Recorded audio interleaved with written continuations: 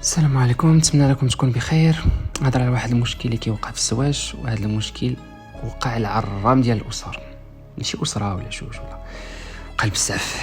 بين انواع التخلف والنفاق في المجتمع ديالنا تلقى الدري كيتزوج وكيجيب بنت تعيش مع والديه، ماشي مشكل هاني. علاش؟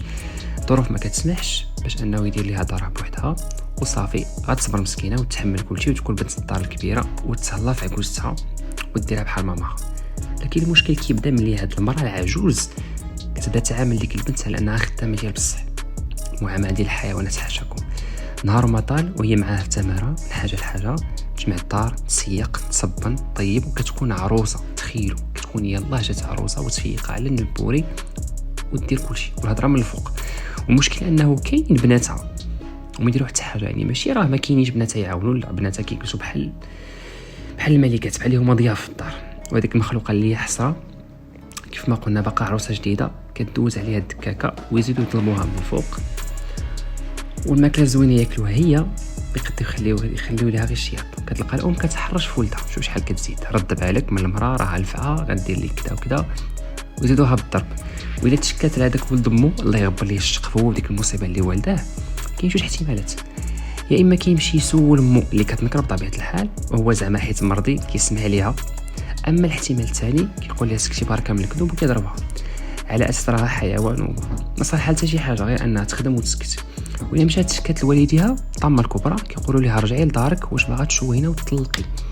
دابا دخلت عليكم بالله فين الانثى غتمشي، فين غتمشي هاد المراه؟ يا الله الا والديها ما سمعوش ليها، ولا ديك الراجل اللي تزوجات به صدق وطلعها، شنو غدير؟ واش تنسحر؟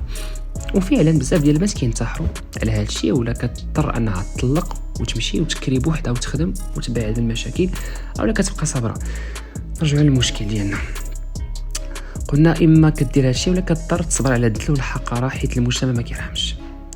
النفاق هو ان ديك الشيطانه ديال مو شوفوا كيف كتعامل البنت وهي في الغالب كطيح في وحده درويشه، وهي كتنسى راه عندها بنات اللي حتى هما غتصيفطهم واحد النهار لديو رجالاتهم، وكتسنى مسكين يعاملوهم بحال الملكات. دخلت عليكم وجه الله، واش هادشي ماشي حرام؟ واش هذا منطق؟ اش دارت ليها هاد بنت الناس؟ بغيت غير نفهم علاش كدير هادشي فيها ولدرجه كتحس بها كتبذل الجهد باش تعذبها وتنكد عليها حياتها. كنسمع قصص والله قلبي كيتقطع وكنتحرق من الداخل. كنتمنى نلقى شي حل نديروه ونعاونوهم، ولكن الغالب الله. علاش اللي درويشه ونيه وقلبها ابيض تلقاها مسكينه ديما كتلقى مع هادشي؟ علاش؟ واش هذاك الراجل اللي يخلي مراته في ديك الحاله ويزيد مازال يحط عليها يديه؟ واش بنات الناس لعبه في يديكم؟ واش ما كتفكروش فيهم الحساب؟ علاش كاينه جهنم؟ هادو الصراحه هما اللي يستحقوا يدخلوا للدركات السفلى من الجحيم.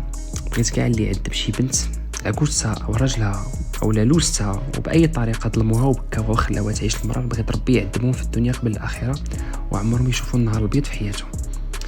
خوتي الدراري، واحد الميساج الله يرحم لكم الوالدين، راكم مقبلين على الزواج، عار صعيب توفروا دار للزوجه ديالكم، الظروف ما كتسمحش، اذا على الاقل خدموا بالعدل وعرفوا مزيان كيفاش توفقوا ما بين امكم والزوجه ديالكم. نحل واحد القوس، انا ماشي كنقول راه كاع البنات ملائكه، لا، ممكن تكون ديك البنت ما تصدقش، يعني ماشي عاود تسمع ليها وتنسى امك، حاول تخدم العقل، اسمع ليهم بجوج، حاول تفهم شنو واقع، ما تجي مع حتى واحد. وما تنساوش ان ديك البنت راه صيفطوها لكم ناس كانوا مهلين فيها، الاب والام وخوتها، وكيتسناو منكم تهلاو فيها وديروها في عويناتكم، ماشي باش تكرفسوا عليهم وتعذبوهم في حياتهم. وانتم راه عندكم بنتكم حتى هي واحد النهار غتصيفطوها. اذا ديما عامل الطرف الاخر بنفس الطريقه باش بغيتي يعاملك. السلام عليكم.